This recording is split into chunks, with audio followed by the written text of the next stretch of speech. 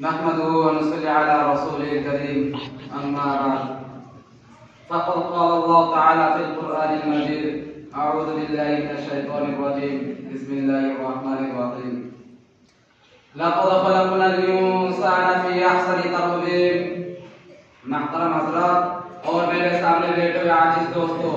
میں اب حضرت کے سامنے ابھی قرآن کریم سے ایک چھوٹی سی آیت تلاوت کی ہے جس کی ترجمہ یہ ہے اللہ رب العزت نے انسانوں کو تمام مخلوقات میں سے سب سے افضل اور سب سے برتر بنایا ہے اس کی وجہ یہ ہے کہ اس کے پاس اس دنیا کی سب سے قیمتی سب سے اہم دولت موجود ہے اور اسی دولت کی وجہ سے حضرت آدم علیہ السلام نے فرشتوں سے بھی آگے نکل کر گئے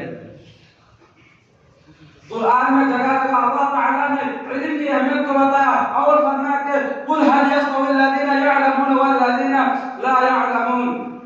انما يتذكر اولو الالباب کہ یہ نصیحت عقل والوں کے لیے کہ جاننے والے اور نہ جاننے والے دونوں برابر ہو سکتی ہے حاکم نہیں ہو سکتے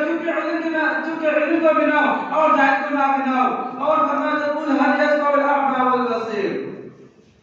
کہ اندھے اور دیکھنے والے دونوں برابر ہو سکتی ہے ہرگز نہیں ہو سکتی ہے کیونکہ علم کی مثل روشنی جیسی ہے اور جاہل کی مثل اندھیری جیسی ہے جس کے پاس علم ہے اس کے پاس اس دنیا کی سب سے قیمتی دولت موجود ہے اور جس کے پاس علم نہیں ہے اس کے پاس اس دنیا کی کچھ بھی نہیں ہے وہ زندگی کے ہر موڑ پر بھٹکے گا تو کہیں رسوا ہوگی تو کہیں شرمندے کی سامنا ہوگا وہ دنیا میں خسارہ اور نقصان میں ہوں گے وہ آخرت میں بھی خسارہ اور نقصان میں ہوں گے اس کے بعد خلاف اگر اس کے پاس علم ہے تو اپنی زندگی میں چین اور سکون عزت و وقار کے ساتھ بسر ہوگی وہ اپنی زندگی کی راہ چلنے میں کسی دوسرے کا محتاج نہیں ہوگا اور اپنی زندگی کی راہ چلنے میں کسی سے پوچھنے کی ضرورت نہیں ہوگی بلکہ وہ خود اپنے سارے کام کا وہ اپنے خوبی انجام دے گا وہ دنیا اور آخرت دونوں جہانوں میں کامیاب ہوگا برادران اسلام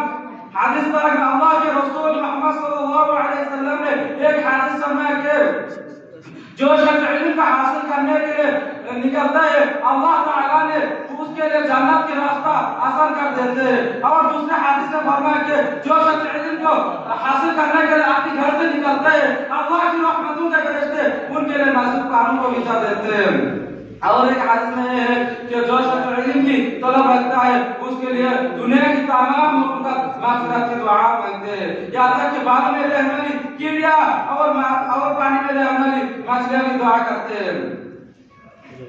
اللہ تعالیٰ ہم سب کو علم سیکھنے اور سکھانے کی توفیق عطا فرمائے ہمیں چند باتوں میرے طرف سے ختم کرنا چاہتا ہوں وما علینا